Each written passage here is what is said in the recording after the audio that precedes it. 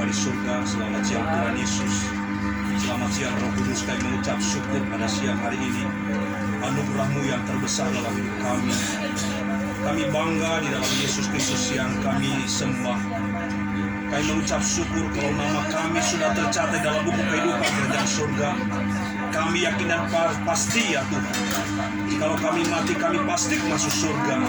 Kami tidak ragu lagi sebab Engkau Tuhan kami, Engkaulah Raja kami, Engkaulah segalanya bagi kami ya Tuhan. Terima kasih atas anugerah-Mu yang besar bagi kami. Terima kasih kebaikan-Mu ya Tuhan. Terima kasih Engkau luar biasa dalam hidup kami ya Tuhan. Kesempatan yang Kau berikan kepada kami pada hari ini, waktu tempat yang Kau berikan, terima kasih ya Tuhan. Engkau luar biasa. Segala Kau berikan kesombongan, kesempatan bagi segala kami pada saat kesombongan, ini Tuhan. wakata Tuhan Yesus, terima kasih buat karunia yang Kau berikan kepada kami, sehingga kami bisa perjamuan kudus pada hari ini. segala Terima kasih kesombongan Tuhan Yesus. dihancurkan, Tuhan ubah anggur ini menjadi darah Yesus, dan juga roti menjadi tubuh Kristus yang terpecah-pecah bagi kami. Biarlah tangan Tuhan penuh rapat, penuh kuasa ya Tuhan. Kau ubah anggur ini menjadi darah Yesus yang berkuasa. Layakan kami ya Tuhan Yesus perjamuan kudus pada hari ini. Terima kasih Yesus, terima kasih Roh Kudus. Biarlah Roh Kudus-Mu terus berkarya, beracara di tempat kami di tempat ini. Terima kasih Roh Kudus. Kau luar biasa, Kau dahsyat dan ajaib. Terpuji-pujilah nama-Mu Tuhan. Kami percaya yang sakit Kau sembuhkan, yang kuatkan, yang terbelenggu dosa Kau bebaskan kami. Terima kasih Tuhan, terima kasih Roh Kudus. Kau luar biasa, Kau Tuhan yang kami sembah. Engkaulah segalanya bagi kami, Engkaulah Tuhan kami, Engkaulah Raja kami. Kami siap perjamuan kudus pada hari ini. Dalam nama Yesus kami berdoa, segala ikatan-ikatan iblis, setan-setan apapun yang putuskan semua di dalam nama Yesus. Terpujilah Tuhan Yesus Kristus. Haleluya, haleluya. Yang siap masuk dalam perjamuan kudus, kita sama-sama katakan amin.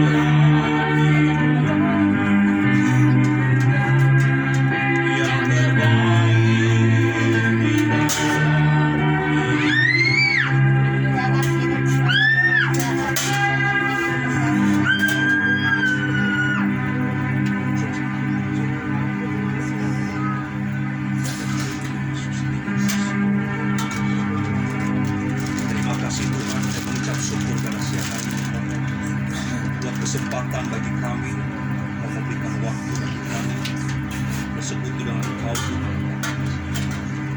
Terima kasih Tuhan.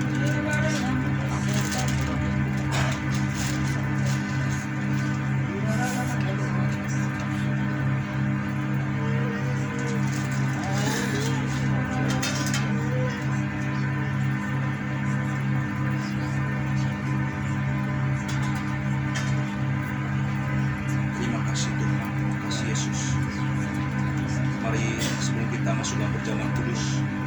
Mungkin ada kesalahan kita sepanjang minggu ini, sepanjang hari ini juga. Saya tidak tahu apa pergumulan masalah, perkataan yang keluar yang sia-sia dalam hidup kita.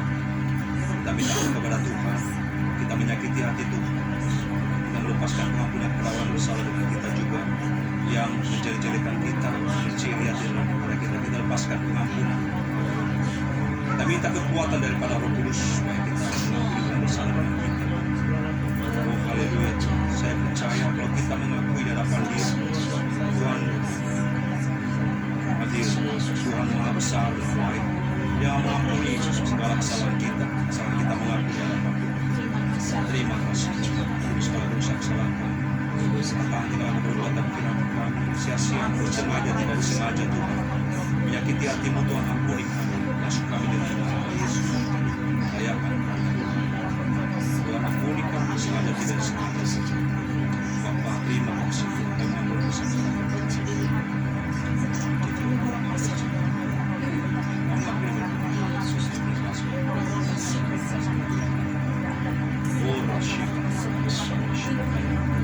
Kamu baik, kamu pengasih penyayang, pengampuni. Terima kasih. Kau rela mati kau sabar kesalahan kami, pelanggaran kami. Terima kasih. Kau baik, sungguh baik. Teramat sangat. Kau banyak hal-hal yang luar biasa yang kau kerjakan dalam hidup kami. Keajaiban-keajaiban yang luar biasa yang kau kerjakan dalam hidup kami. Kami mengucap syukur dalam segala itu yang kau kehendaki dalam hidup kami. Baik, tidak baik keadaan kami selalu mengucap syukur dalam segala hal. Itu yang firman Tuhan katakan kepada kami.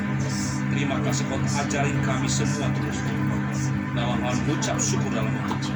Terima kasih atas anugerah-Mu yang besar. Kami percaya dalam perkataan ucapan syukur ada mukjizat yang luar biasa. Terima kasih Tuhan. Mari kita angkat roti tinggi-tinggi sebelah kita. Tuhan, terima kasih kami mengucap syukur roti yang kau telah ubah menjadi tubuh-Mu Tuhan, yang terpecah-pecah bagi kami. Biarlah setiap kali kami makan tubuh-Mu, tubuh kami lemah, kuat kembali, sehat kembali ya Tuhan. Terima kasih Tuhan. Dan kami makan dengan iman dan percaya di dalam nama Tuhan. Supaya kita makan dengan iman. Dalam nama Tuhan Yesus.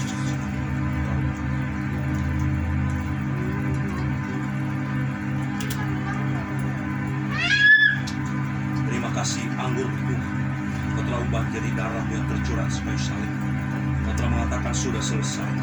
Kau telah membersihkan hati dan pikiran kami, menyembuhkan segala sakit kami, menyembuhkan ekonomi kami, segala kebutuhan Kau telah bebaskan. Kami mengucap syukur Tuhan dan kami sambut dengan iman dan percaya di dalam nama Tuhan Yesus. Mari kita minum dengan Tuhan. Nama Tuhan Yesus.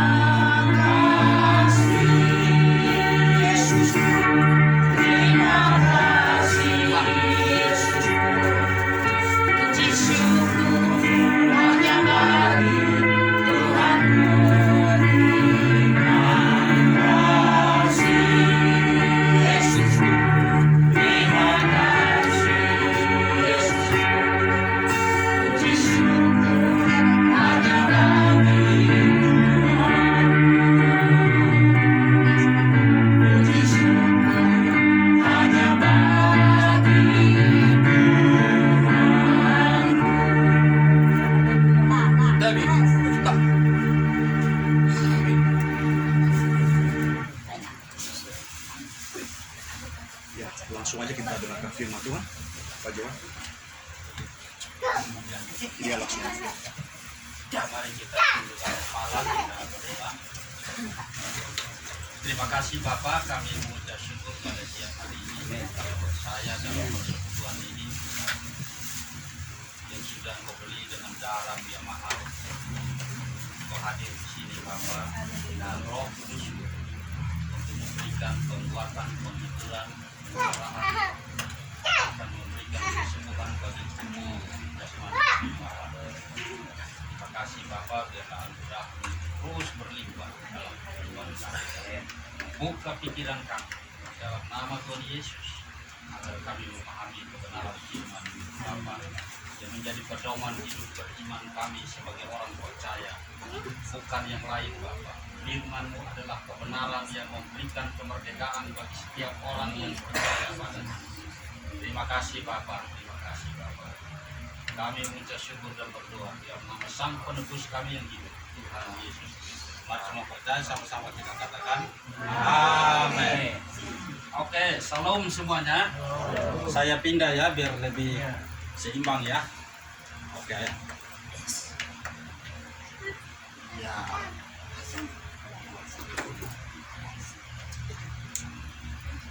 Ya, sekali lagi salam semuanya. Salam. Ya, puji Tuhan, senang sekali bisa berada di tempat ini.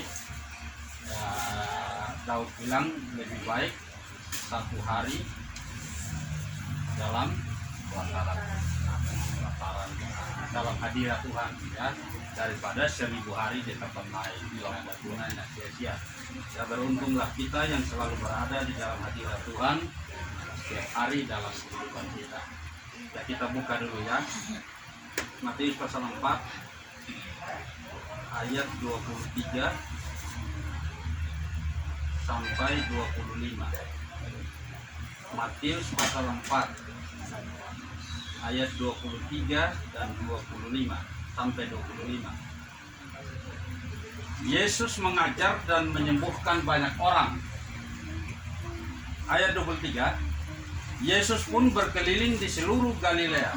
Ia mengajar dalam rumah-rumah ibadat dan memberitakan Injil kerajaan sorga serta melenyapkan segala penyakit dan kelemahan di antara bangsa itu. Maka tersiarlah berita tentang dia di seluruh Syria dan dibawalah kepadanya semua orang yang buruk keadaannya, yang menderita pelbagai penyakit dan sengsara, yang kerasukan, yang sakit ayan dan yang lumpuh. Lalu Yesus menyembuhkan mereka. Ayat 25, maka orang banyak berbondong-bondong mengikuti dia. Mereka datang dari Galilea dan dari Dekapolis, dari Yerusalem dan dari Yudea dan dari seberang Yordan. Amin. Ya, di sini ada 4 poin yang saya mau sampaikan. Ya, karena ayat-ayat yang kita baca ini adalah pola pelayanan Yesus yang harus menjadi patron bagi kita. Jadi kita bukan bikin patron sendiri, ya, tapi pola yang ditunjukkan Yesus ketika dia datang di dalam dunia ini menjadi daging hidup di antara manusia, di antara umatnya. Dia sedang memberikan contoh bagaimana seharusnya melayani. Amin. Yang pertama dia katakan Yesus berkeliling ke seluruh Galilea dan mengajar dalam rumah-rumah ibadat. Jadi yang pertama itu Yesus mengajar. Maka kita juga perlu belajar dari Tuhan Yesus. Kita perlu diajar oleh Dia. Kita perlu melakukan hal yang sama kepada jiwa-jiwa baru. Ya, kita mengajar mereka. Mengajar mereka tentang firman Tuhan. Ya, karena mengajar itu merupakan salah satu unsur yang ada di dalam amanat agung Kristus. Ya, bukan hanya menangkan jiwa, ngumpulin jiwa, lalu mau ngapain setelah itu? Tuhan Yesus bilang, ajarlah mereka melakukan segala sesuatu yang telah kuperintahkan kepadanya. Jadi mengajar itu adalah satu perintah yang terkandung di dalam amanat agung itu sendiri. Sehingga jiwa-jiwa yang dimenangkan itu datang dengan senang gembira, lepas dari kuasa gelap, sembuh dari penyakit. Tapi pada saat selanjutnya mereka harus diajar supaya paradigma, konsep-konsep hidupnya, ya, merupakan konsep-konsep hidup yang ada di dalam Alkitab, sehingga hidup mereka jadi benar, jadi bertumbuh. Amin. Ya, saya singkat dulu. Yang kedua, dia disebut di sini, dia memberitakan Injil. Jadi kita harus memberitakan Injil. Kita harus melaksanakan amanat agung sepenuhnya. Yang ketiga dikatakan dia melenyapkan segala penyakit, mengusir setan-setan, yang menyembuhkan orang yang sakit, melepaskan yang terikat. Nah, itu pekerjaan Tuhan Yesus. Patron yang harus kita teladani. Jangan sampai sebagai gereja Tuhan ada gereja yang tidak mau usir setan. Nah, ini bahaya. Ya. Kemudian hasilnya yang keempat adalah orang banyak berbondong-bondong datang kepadanya. Ya, jadi ada dampak dari 3 hal yang Yesus lakukan, yaitu penuaian jiwa-jiwa. Ya, didahului oleh 3 action sebelumnya. Kalau nggak ada action, gimana jiwa-jiwa mau bisa dituai? Harus ada eksekusi. Kita bukan hanya omong tok, diam di dalam gereja, berkumpul di dalam gereja. Tidak salah saudara dan saya menari-nari, melompat-lompat, ya, tidak salah. Tapi kalau hanya sebatas itu yang salah. Ya. Di sini saudara baca ayatnya. Yesus berkeliling, kata. Ya, di seluruh Galilea. Ya, kita harusnya pergi keluar setelah diperlengkapi di dalam. Betul apa enggak? Ada 2 kutub dalam kekristenan. Kutub yang satu anti karunia roh, tidak memberi kebebasan. Saya juga tidak setuju dengan seperti itu. Kutub yang satu lagi karunia roh, nggak mau diajar. Nah, ini juga bermasalah sebenarnya, ya, Bapak Ibu. Karena fondasi hidup orang percaya itu firman Tuhan. Ya, penyesatan paling canggih ya di akhir zaman ini dan paling berbahaya adalah penyesatan melalui ajaran-ajaran sesat yang akan muncul seperti jamur di musim hujan. Itu di akhir zaman. Ya, Tuhan Yesus berkali-kali memperingatkan para muridnya dan seluruh orang percaya bahwa pada waktu-waktu terakhir akan muncul nabi-nabi palsu, guru-guru palsu, rasul-rasul palsu. Ya, guru-guru itu pekerjaannya mengajar. Jadi kalau kita nggak memahami ajaran Kristus yang sebenarnya, kita dengan mudah disesatkan oleh si iblis itu.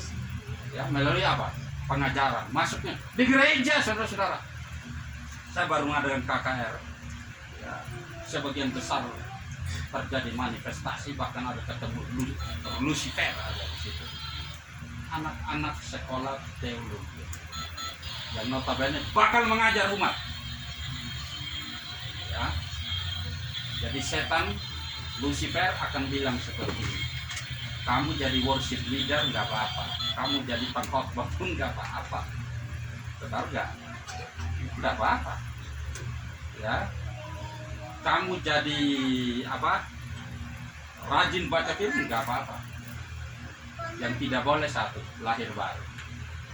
Makanya saya menekankan kelahiran baru merupakan tonggak pertama ketika seseorang berpindah dari kegelapan kepada terang, dari kuasa maut kepada hidup. Tonggak pertamanya adalah lahir baru. Kalau enggak lahir baru, lupakan kekristenan. Semua itu hanya formalitas. Ya. Firman menjadi ya dan amin bagi orang yang lahir baru atau bagi anak-anak. Ya, kalau enggak, saudara tidak mendapat bagian di dalam. Melihat aja enggak, apalagi masuk. Amin. Ya, itu karunia roh itu, wah, sekarang luar biasa, saudara-saudara. Ya, tapi kita hati-hati juga ya, jangan kebablasan. Ingat nasihat para rasul, Rasul Paulus terutama. Jemaat di Korintus itu kacau dalam karunia roh. Maka ditertibkan. Caranya bagaimana? Baca Alkitab. 1 Korintus 12 dan 14. Bapak Ibu akan ketemu di sana. Ya, yang bernubuat aja itu diatur. Dalam pertemuan ibadah 3 orang dibatasi. Ya, dan harus ada yang menafsirkan. Kalau tidak ada bagaimana? Kata Rasul Paulus, hendaklah ia berdiam diri. Jadi Roh Kudus itu menghendaki suatu ketertiban dan damai sejahtera. Ya, jangan sampai ini lagi berdoa, di sana hantam nubuat kencang-kencang. Itu kacau namanya. Ya, kita mengindahkan dan saya tunduk sepenuhnya kepada kuasa firman. Saya. Ya, karena itu yang jadi pedoman. Para rasul telah mengajar ini, mengatur semuanya. Ya. Nanti kalau semua berebutan ngomong, bagaimana jadinya persekutuan ini? Kita nggak jadi contoh. Kalau di internal oke lah, maka saya membagi 2, saudara-saudara. Kalau yang model begini nggak apa-apa di internal. Tapi kalau di umum, konteksnya di mana ada orang asing yang bakal hadir, atau jiwa-jiwa baru yang bakal hadir, dia akan kaget luar biasa dan kapok ikut di persekutuan yang seperti itu. Benar apa enggak? Ya, saya sudah ulang-ulang ketemu. Kenapa enggak ada? Takut Pak, katanya. Ya, jadi harus diatur dalam konteks internal kita bermanifestasi dengan bebas, tapi dalam konteks yang lebih umum kita harus lebih tertib di situ supaya jadi contoh yang baik bagi orang-orang. Jangan sampai kita berebutan ngomong, ada yang nubuat, ada yang teriak bahasa roh. Siapa yang mau didengar? Ada yang sedang berdoa. Ya, siapa yang mau didengar kalau model begini? Amin. Nah ini, kalau kita lebih soft ya, lebih rapi, lebih nah, ini kan memang ada dua bisa diaktif di medsos ya Bapak Ibu. Ya, golongan-golongan yang lain menghendaki keteduhan. Ya, bahkan saya saudara-saudara sudah 9 bulan lebih saya bermeditasi. Ya. Meditasi itu dia lebih tenang bawaannya. Nah, itu ada kelompok gereja seperti itu. Makanya kalau ketemu yang begini dia nggak mau. Dia stres, dia lihat model seperti ini. Tapi ada lagi yang sisi lain maunya seperti ini gitu. Kalau seperti itu dia nggak mau gitu. Nah jadi gimana caranya? Nah itu tadi yang saya sampaikan. Kalau untuk konteks kita sendiri silakan sebebas-bebas. Memang tempatnya di situ. Amin. Tapi kalau di luar, di mana kita ketemu orang-orang lain, jangan kita menjadi batu sandungan bagi mereka. Itu maksudnya. Ya. Jiwa-jiwa baru yang mau datang saking kagetnya dia nggak mau datang lagi, saudara-saudara. Anda lihat ini, benar gak Pak Andi? Nggak mau datang lagi. Kacau persekutuan, kacau ibadahnya. Ya, jadi ini perlu saya sampaikan supaya jadi perenungan bagi kita semua, karena kita bergerak ke depan akan ketemu dengan banyak orang, ketemu dengan banyak versi-versi ibadah. Ya. Ya karena itu kita harus bisa menempatkan diri dengan bijaksana supaya jadi berkat, itu maksudnya. Bukan melarang, ya jangan salah kaprah. Amin. Ya di pentahiran juga sama, ada etikanya. Nanti mau pentahiran bayar. Ada etikanya dalam pentahiran juga. Bukan kita main hantam kromo lalu nanti jadi batu sandungan bagi orang lain. Ya. Mohon maaf, ini direkam nggak ini? Direkam. Ya. Apa dihentikan? Hah? Apa tidak direkam? Boleh, coba dihentikan sebentar Pak. Siap. Ya. Ada hal-hal yang sensitif, nanti jadi masalah di luar ya, kalau kebenaran di luar. Sudah banyak. Penonton Agen Television, inilah bagian akhir dari program kita, karena memang Tuhan berkata-kata di dalam segala hamba-hambanya, dan kita akan hentikan di sini karena memang pekerjaan kuasa Tuhan akan sungguh-sungguh bisa apabila dengan kerendahan hati, dengan tolong dan sungguh kita akan akhiri di ruangan lantai 1, karena di sana ada hal-hal yang membuat lebih sempurna. Mari kita sana.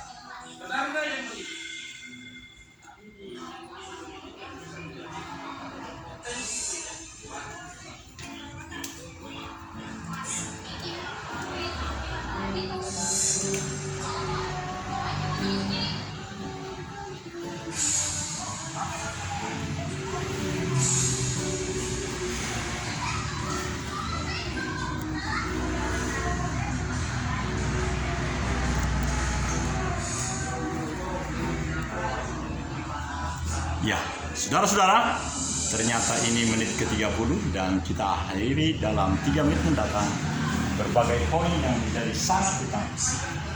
Yang pertama adalah yang melayani firman hari ini begitu sangat berharisma dengan model yang sangat rapi, usia tentu lebih muda dari saya 65, tetapi dengan sangat penuh dengan keindahan. Beliau mengatakan, direkamkah ini? Saya jawab, direkam. Dan oleh karena itu beliau memohon untuk tidak direkam. Karena itu kita akhiri di sini dan kita percaya pekerjaan Yahweh Elohim sungguh-sungguh terasa dari segala silaturahmi, komunikasi, bahkan kehadiran kita di tempat ini.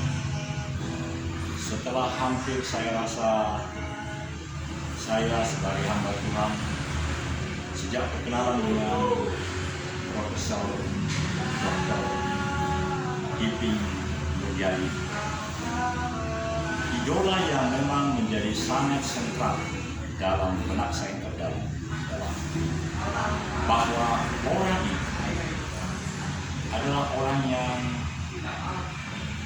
mempunyai sesuatu yang sangat bermakna, dan itu yang menjadi doa kami di depan, agar Profesor Emeritus Ipin Nuryani, Dr. Ipin Nuryani, Ibu Maria, dua pribadi yang sempat